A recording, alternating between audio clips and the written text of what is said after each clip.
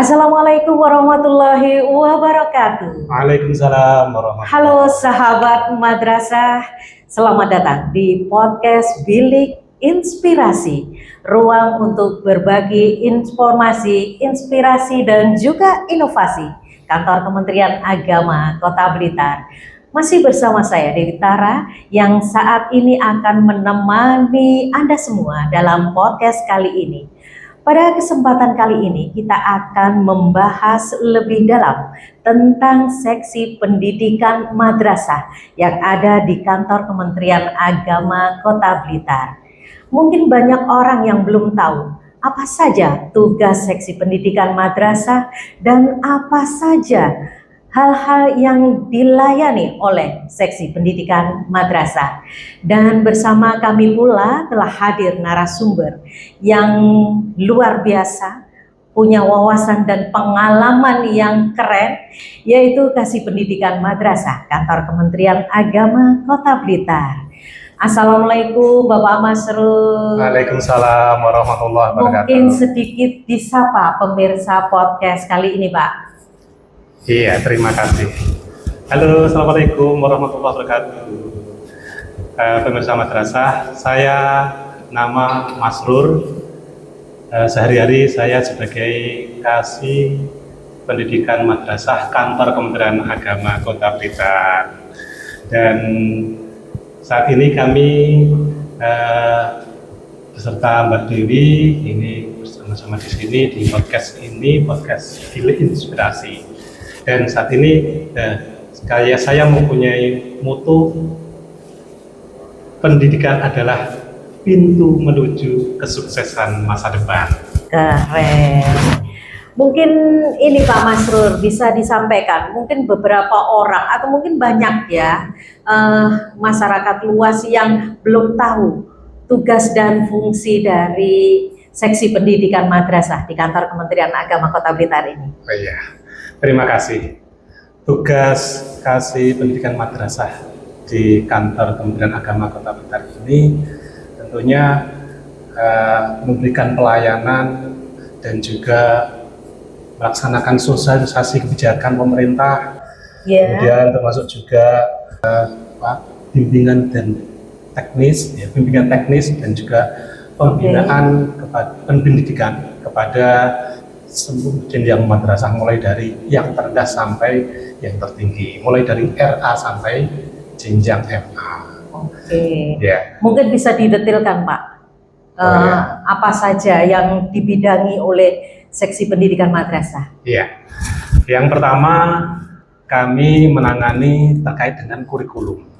Kurikulum itu meliputi implementasi KTSP, juga kurikulum merdeka, ya, dan juga sekarang ini diinisiasi oleh Bapak Menteri Agama kita, itu KBC, kurikulum berbasis cinta.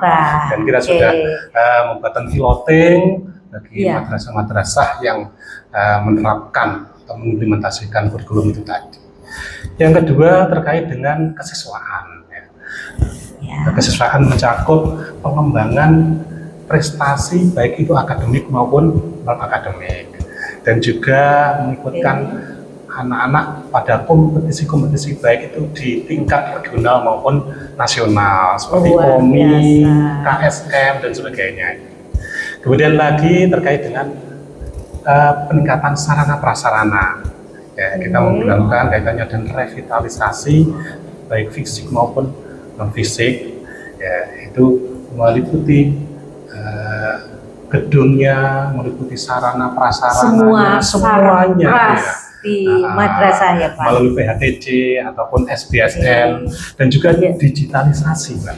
Wah, keren, karena sudah di era digitalisasi gitu ya Pak. Jadi juga menangani bantuan-bantuan terkait sarana digitalisasi madrasah. Ya. Mungkin ada lagi Pak, apa lagi Pak? Masih banyak. Ada juga kaitannya dengan guru dan tenaga kependidikan. Nah, guru dan pendidikan itu juga harus ditingkatkan kompetensinya. Betul. Ya. Kemudian juga pembayaran tuprofnya. Nah, ini yang selalu dinanti-nanti ya. oleh guru-guru kita Ya. setiap bulannya ya Pak. Ya. Kemudian Oke. juga menangani kaitannya dengan kelembagaan dan sistem informasi yang mencakup kaitannya dengan izin operasional, kaitannya dengan akreditasi, ya, kaitannya dengan macam-macam ya, emis dan sebagainya. Ya. Ini banyak sekali. Banyak sekali ya Pak. Sering Ya. lembur Pak?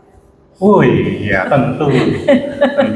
Baik lembur di rumah maupun di kantor. Oke, saking banyaknya ya Pak. Mungkin bisa disampaikan Pak, personelnya ada berapa untuk di seksi pendidikan madrasah ini Pak? Alhamdulillah, personelnya ini ada 1 kasih, kemudian 3 jabatan pelaksana.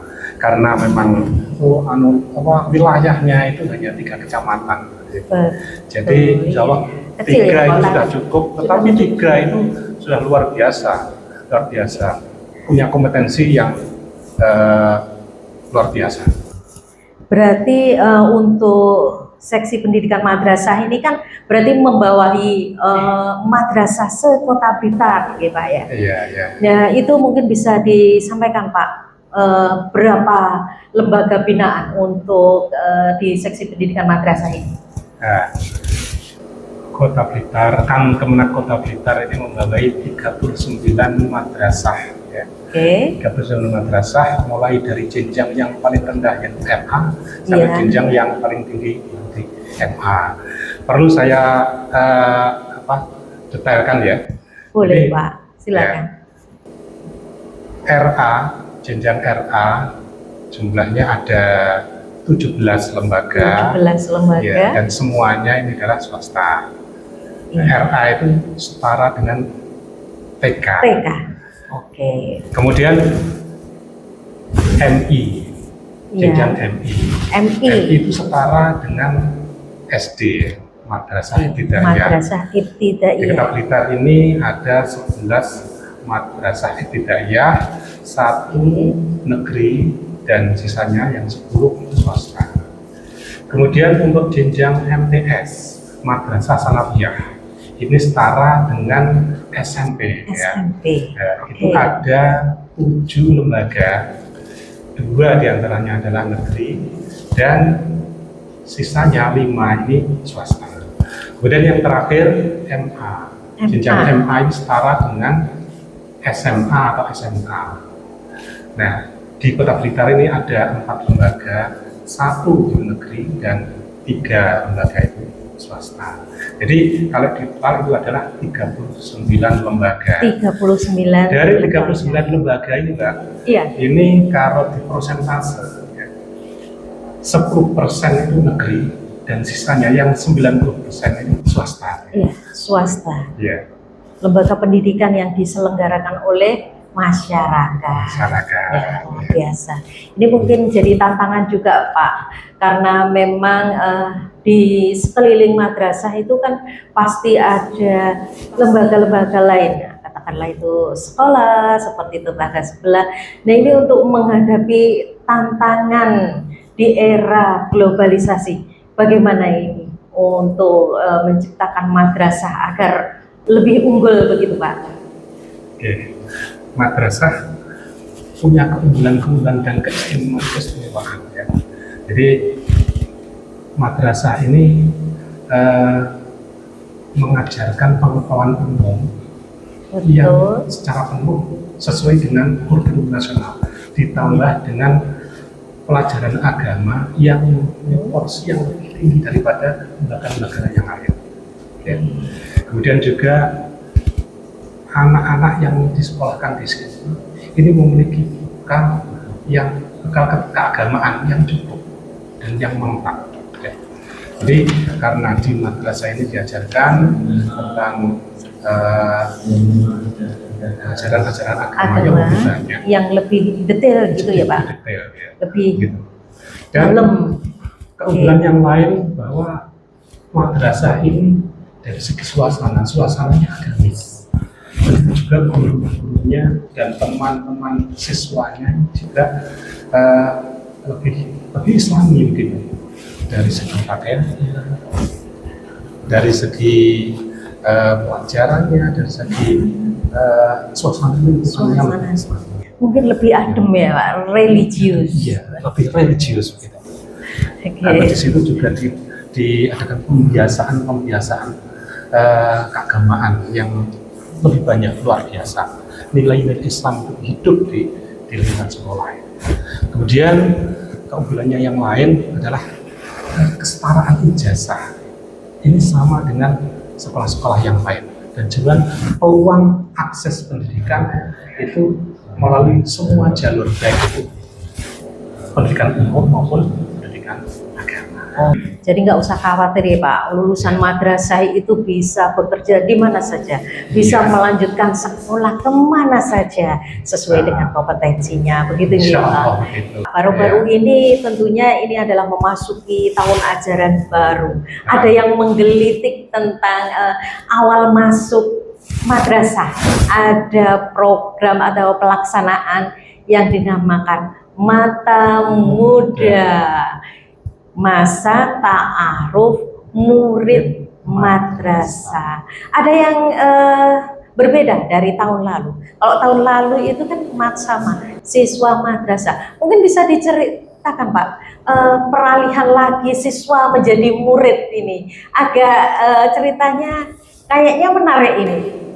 Dari siswa berubah menjadi murid. Seperti zaman dulu kita pernah kayaknya ya Pak, murid, wali murid, siswa, terus beralih ke siswa, terus sekarang beralih lagi ke murid. Mungkin bisa diceritakan Pak, ini menarik sekali. Dari siswa beralih ke murid lagi. Ya, memang dulu istilahnya adalah mat sama ya. Iya. Sekarang istilahnya adalah mata muda ya. Di situ masa ta'aruf murid madrasah.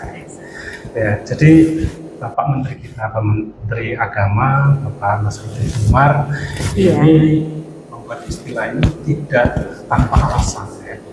Betul. Dulu siswa, sekarang tidak.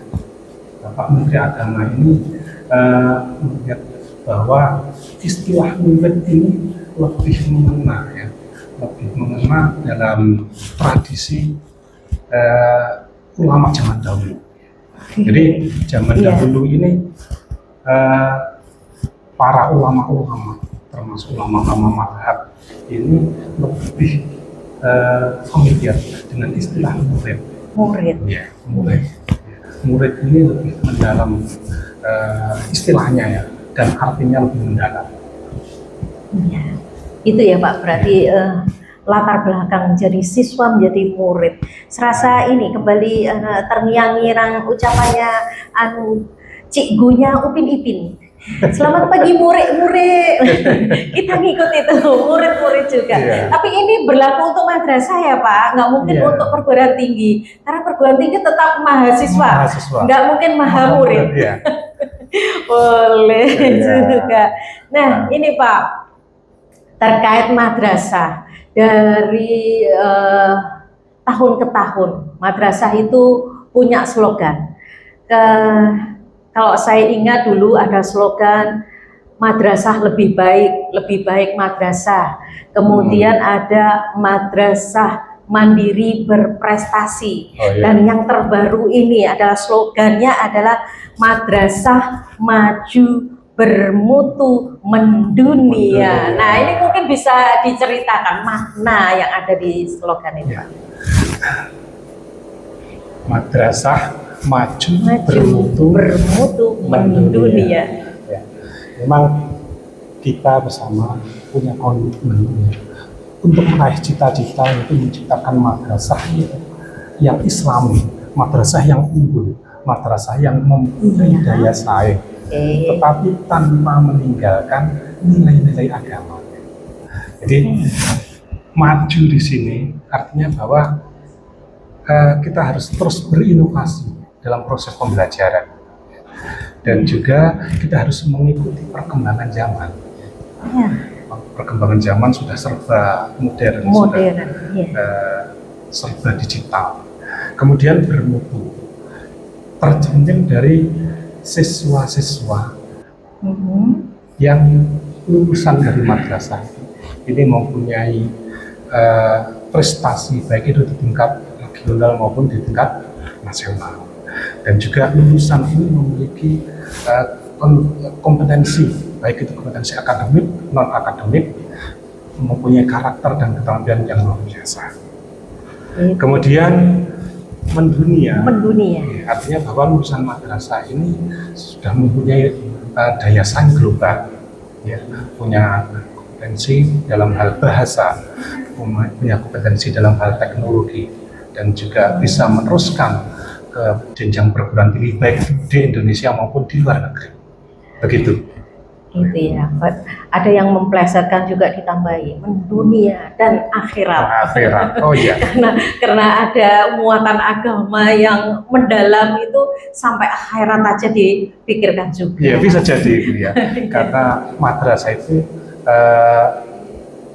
lebih dekat pada pendidikan agama.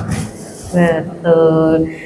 Harapan Bapak terhadap masa depan madrasah kita, Pak, apa, Pak? Oh ya, tentunya kita ingin bahwa madrasah di bawah naungan Kementerian Agama ini menjadi epicentrum pendidikan yang melahirkan generasi-generasi yang unggul, generasi yang berakhlak mulia dan juga mampu bersaing di agama. Kemudian juga bukan hanya siswanya saja, bukan hanya muridnya saja, tetapi gurunya juga mempunyai kompetensi yang luar biasa dan bisa beradaptasi dengan perkembangan zaman. Keren. Nah, diharapkan juga madrasah kita itu menjadi benteng moral, karena di era globalisasi, di era digital ini tantangan-tantangan ini sudah banyak di mana-mana, dan kalau kita tidak punya benteng moral yang kuat, fondasi yang kuat, tentunya kita akan tidak bisa membawa negara ini menjadi negara yang maju. Luar biasa. Mungkin satu closing statement, Pak, untuk akhir podcast kita kali ini. Iya. Jadi, pendidikan umum ini menjadikan anak pintar. Tetapi pendidikan agama itu menjadikan anak yang pintar dan benar. Luar biasa. Pendidikan umum menjadikan anak menjadi pintar, tetapi pendidikan agama menjadikan anak pintar dan benar. Oke. Terima kasih Pak Masrur atas kehadirannya di podcast kali ini. Mungkin kita akan bincang-bincang lagi di lain kesempatan apabila ada waktu. Gitu ya Pak Masrur. Terima kasih, sama-sama. Dan terima kasih kepada seluruh sahabat madrasah dimanapun Anda berada. Jangan lewatkan episode berikutnya karena kami akan terus menghadirkan berbagai topik menarik seputar dunia madrasah dan juga informasi-informasi terkini berkaitan dengan kantor Kementerian Agama Kota Blitar. Jika podcast ini bermanfaat, jangan lupa untuk menyebarkan atau membagikannya kepada rekan kerja, guru, siswa, ataupun rekan-rekan di madrasah Anda. Kami akhiri podcast kali ini. Wabillahi taufiq wal hidayah. Wassalamualaikum warahmatullahi wabarakatuh. Teruslah menginspirasi.